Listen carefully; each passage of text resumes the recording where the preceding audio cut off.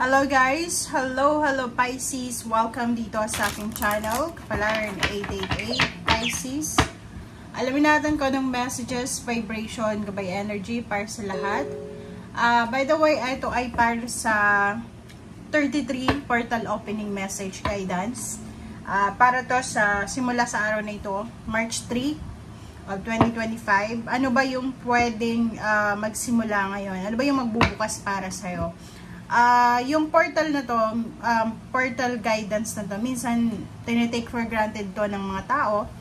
But normally, ito dapat yung kailangan natin na bantayan kung ano yung pwede nating i-welcome. Kasi minsan maraming dumarating sa atin na tinitake for granted natin, pinupush out natin sa buhay natin, which is yun pala ay para sa atin talaga. So, tingnan natin Pisces kung ano yung 33 guidance message, portal message para sa'yo this March 3. Starting March 3 to hindi lang ito ngayong araw. Pwede mong panoorin ito hanggang sa katapusan ng taon.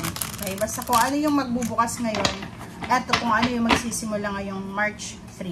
Okay? Okay, Pisces. I hope na makuha mo yung guidance na to. Okay, kasi kahit ako nagre-read, ako mag-isa sa sarili ko para dito sa guidance na to.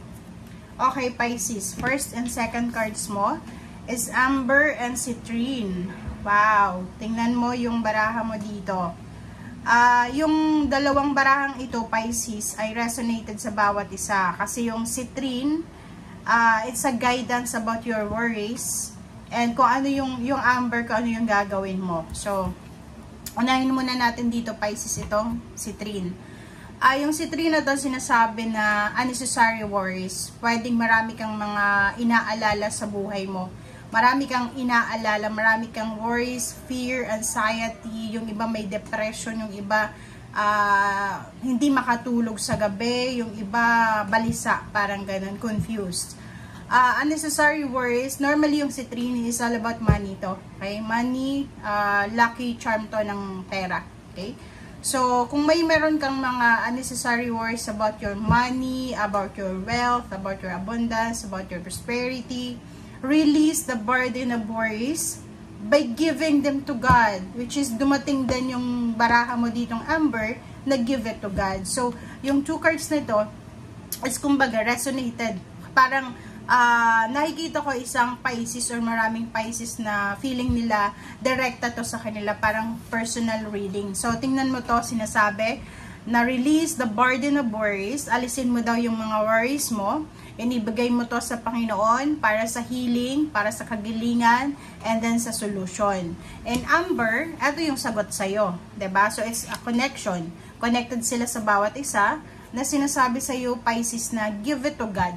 Yun din sinasabi sa'yo dito, give it to God, take a deep breath, huminga ka ng malalim, and exhale, release this situation to God for healing and answer. Same din dito diba? So, yung dalawang baraha mo, ay nagsasabi sa iyo, Pisces, na ano man yung inaalala mo sa ngayon, ano man yung mabigat na dinadala mo sa ngayon, ay hindi na yan para sa iyo. Hindi mo na yan kayang i-handle. Okay? So, papasukin natin ngayong March 3, 2025, yung power of God, yung power of the universe, power ng Almighty. Okay? Papasukin natin yung mga spiritual helpers mo, guys, angels. And dito sinasabi yun, release. Let go, release, exhale. Release dito sa mga extra baggages na to. Kung ano man to para sa kagalingan na and answer solutions sa kung ano man yan. Okay? If you need money, if you need emotional support, spiritual, physical health problems, anything na kailangan mong i-release na siya. Okay? So, ibig sabihin ng barahang to, i-welcome natin ngayong March 3, yung mga pagbabago, yung healing, yung answers, yung parang kinokontrol natin. Okay? Kasi parang may kailangan tayong i-release, may kailangan tayong i-let go, pero hindi mo yun nale-let go kasi ayaw mo. Or parang hindi ka sigurado na i-let go ko ba to? And after that, ano bang mangyayari sa akin? Ganyan, ganito. So, dyan sinasabi sa'yo ng dalawang barahang yan na oras na it's time for you to let go. And after mong i-let go yan, hayaan mo na ang Panginoon. Wala na yan sa control mo. Okay? Okay? So, yun. Pisces. Tingnan natin.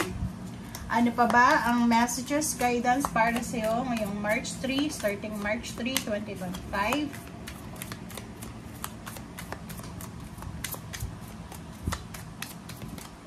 Okay. First card is Ace of Swords. O, diba? Ang sabi sa'yo dito ng Ace of Swords, after mo daw ma-let go, etong mga unnecessary worries, fear, anxiety, or kung ano man yan, regrets, may Ace of Swords na parating sa'yo. So, ibig sabihin, may paparating sa'yo na good news, may paparating sa'yo magandang balita, after mo ma-release itong situation na meron ka sa ngayon. Okay? Ang ganda na ito. Wait lang guys, kasi sinisipon talaga ako.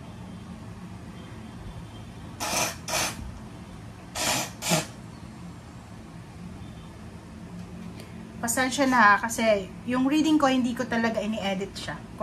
Pasensya na kung ganun. Okay? So, reverse. Ang reverse dito is 8 of Wands. Yung 8 of Wands, if it's upright, sinasabi sa'yo dito na napakabilis niya.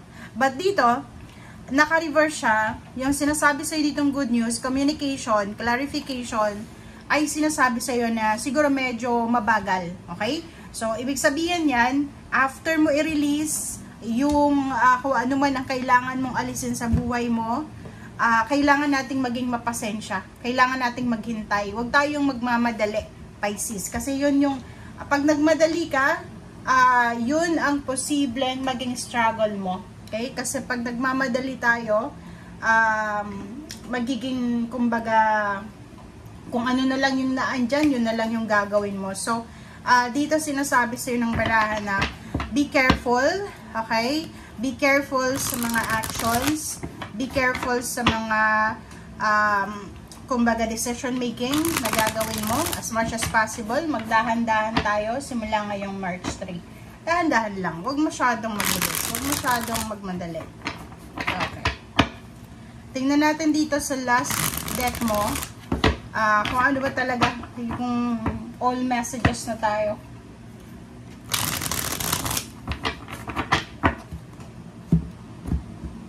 Okay, Pisces. Wow, the Star card. Okay, okay. Okay. So cool. Ang nakikita natin dito, Pisces, mag-comment ka sa comment section kasi pwede kang makaresonate dito.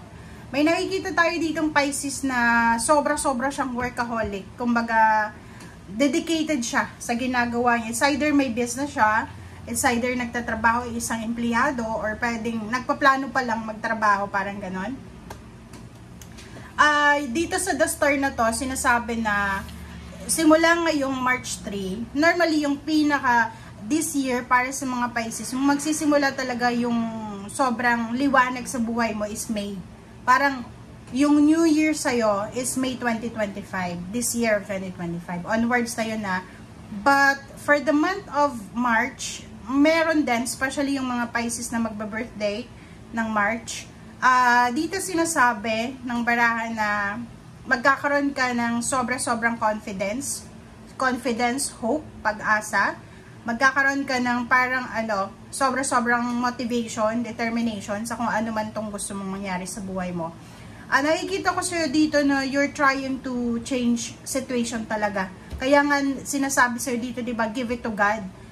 Kung hindi mo kaya na kontrolin, kasi wala ka namang kontrol dito sa mundo, let God, let it go. Okay? But ang The Star na to, sinasabi sa'yo na lahat ng manifestation mo, lahat ng goals mo sa buhay, ay makukuha mo yan kasi napakasipag mo eh. Mabuti kang tao, masipag ka, wala ka namang tinatapakang ibang tao. So, hindi imposible na makuha mo yung wishes mo dito. So, ibig sabihin, abot kamay. May isang dream ka, or marami na dreams, goals, na posibleng abot kamay mo na. 5 of Wands, simula ngayong March 3, mag-iingat ka, okay, sa pakikinig. Like, for example, umiwas ka sa mga negativity, toxicity. Saan mo ba yun makukuha? Sa pakikinig sa mga chismis, sa pakikinig sa mga kwento, pagbabasa ng mga post ng mga taong toxic, diba? So, if you have friends or Facebook friends or any social media friends na everyday yung pinupost nila all about parinig, ganyan, ganito, make sure na i-delete mo yung taong yon. Or kung ayaw mo naman i-unfriend, i-hide mo yung mga post niya para hindi mo makita everyday. Kasi, yung energy mo, since you're water sign, magiging apektado niyan. Okay? Kahit hindi mo yan pansinin, pagkagising mo sa umaga, pag-browse mo ng yung Facebook or Instagram or TikTok or anumang social media accounts ang meron ka, posible yan na ma-transfer yung energy sa'yo. Kahit sabihin mo, ay hindi ganun, malakas ako, hindi. Yung toxicity, yung negativity, dyan yan, yung the devil. Dyan yan pumapasok ngayon sa panahon na ito, mabilis sa social media. After mong mabasa yon, mag-iisip ka, para ba yun sa akin, yung parinig niya, or ano ba? So, ingat-ingat ka. And make sure then, is starting March 3 of 2025, umiwas tayo sa gulo, pakikipag-away, pakikipag-kompetensya, pakikipag-usap sa mga taong alam mong makikitid yung utak nila. And nakikita ko sa iyo dito, starting March 3, napakaganda ng mangyayari sa pamilya mo. Overall, family life, emotional, financial. At ang 4 of Wands na to is a manifestation of wealth, plus katabi niya yung 9 of Pentacles. So, ibig sabihin, hindi man ikaw, or pwedeng ikaw, kung may asawa ka, yung asawa mo, yung anak mo, kung may anak ka, may apo ka, or pwedeng magulang mo, kapatid, kayo ay magkakamal ng limpak-limpak na salapi simula ngayong March 3. Simula ha, sinasabi ko dito, simula, hindi ngayon mismo ng March 3. Okay, if you're lucky enough, talagang March 3, magkakaroon ka ng ganyan. Nakikita ko yung pwedeng lilipat kayo ng country, lilipat ng bansa, lilipat, kung ikaw ay OFW, lilipat kayo ng country syempre. Kung ikaw ay nasa Pilipinas, posibleng lilipat ka ng bahay, bibili ng bahay, magpapatayo ng bahay, magpa-renovate ng bahay, magbebenta ng bahay. Nakikita ko yung 9 of Pentacles. Yung 9 of Pentacles is all about money, financial wealth, financial freedom, financial stability and balance. So, simula ngayong March 3, hindi ka dapat nag-aalala kasi dito sa mga unnecessary worries mo, pera to si Trin sinasabi sa'yo dyan na yung mga inaalala mo sa salapi, yung mga inaalala mo sa mga bills mo na ganyan, ganito income, huwag kang masyadong mag-panic, mag-alala. Kasi atong 9 of Pentacles, sinasabi sa'yo na may paparating sa'yong wish fulfillment. Darating yung katuparan ng mga wishes mo. So, sa ngayon, i-relax mo lang yan yung buhay mo. Kung may mga changes, may salary increase, or pwedeng may mga paglipat ng bahay, travel, relocation, dun ka mag-focus. Okay? And nakikita ko sa'yo dito, kung halimbawa sa ngayon, several weeks, several years nang hindi stable yung family life mo, yung maraming nag-aaway sa pamilya, dahil sa pera, or ganito, ganyan, sinasabi sa'yo na simula ngayong March 3, magiging stable, magiging secured ang iyong financial, lalo na sa usaping pamilya. Okay? Diba? Tingnan mo naman, Pisces. So, kung nakikita mo dito, sinasabi ng baraha sa'yo na maraming magsisimula talaga sa buhay mo. Ngayong, kahit sabihin natin na hindi pa ngayong March 3, pwedeng May, or at the end of April. Okay? So, nakikita ko sa'yo dito, marami sa inyo Pisces ang may sisimulang business, may sisimulang trabaho. Pwedeng nag-apply ka ng trabaho, and then dito sinasabi sa'yo na pwede ka nang magsimula sa iyong trabaho. Okay? At ang number 3 is, nakikita ko sa'yo dito kung babae kang Pisces, kailangan mong siguro i-focus yung sarili mo, self-love, self-care. May nakikita tayo dito like pagbabago ng mga regimen mo, mga personal habits. Pwedeng yung iba, kailangan mag-diet, yung iba naman is kailangan na baguhin yung kanilang exercise routine or everyday routine. Maraming magsisimula, maraming meron ditong celebration Okay, sorry. Merong celebration. May posibleng celebration kayo na magaganap, okay? Merong parang sa trabaho nyo, meron kayong isa-celebrate. Yun nga, it's a salary increase, higher position, relocation, na-relocate ka, plus merong impress, yun na nga. Nakikita ko sa'yo dito na simula ngayong March 3, pwedeng magbabago yung takbo ng buhay, emotional, physical. Parang nakikita ko kung babae ka, nakafocus ka sa pagpapaganda, magpapagupit ka, magpapakulot ka, magpapastraight ka ng hair, magpapariban.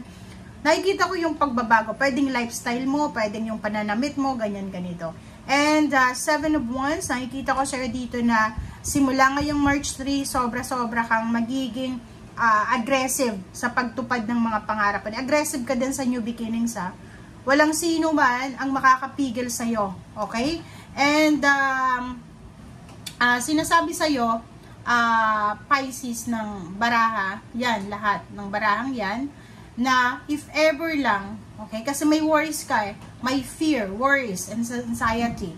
So, sinasabi sa'yo dito na, if you're waiting for a breakthrough, diba? Kasi, nandito ka sa sitwasyon na ginawa mo na yung best mo okay? If you're waiting for a breakthrough, marami kang mga delays, setbacks, obstacles na pwedeng tinanong mo yung Panginoon, bakit nangyari to, bakit ganyan, ganito. Ngayon, simula ngayong March 3, sinasabi sa'yo ng Panginoon dito, kasi nga, diba, lift everything to God, give it to God, so nandito si God, sinasabi, dinideclare sa'yo dito ng messages na to, na it's your season na talaga, okay? And wala kang dapat na ikatakot, walang sino man, nothing can stop you, nothing can stop it, even family mo, people, demons, generational curses, past failures, or even your own fears, diba? May takot ka dito. Pag ang Panginoon nagsalita sa'yo, ibibigay yan sa'yo. Okay? So, maraming magbubukas dito. Maraming magbubukas sa pinto na walang sino man na makakapagsara ng pinto na ibubuksan ng Panginoon. Okay? Yun yung sabi ko sa'yo dito, na kung ang Panginoon nagde-declare sa atin ng blessings sa buhay natin, ibibigay niya talaga to. And walang sino man makakanakaw nito. Okay? So, move forward. Okay, no power of darkness can hold you back. Okay? Tingnan mo, kahit screenshot mo yung ano na to, sinasabi sa'yo ng baraha na it's your time. It's your time to move on. It's your time, trust God. And walk in faith. Yun lang kailangan natin. Kailangan natin na alisin yung worries natin. Faith, have faith. Ibigay natin sa Panginoon yon.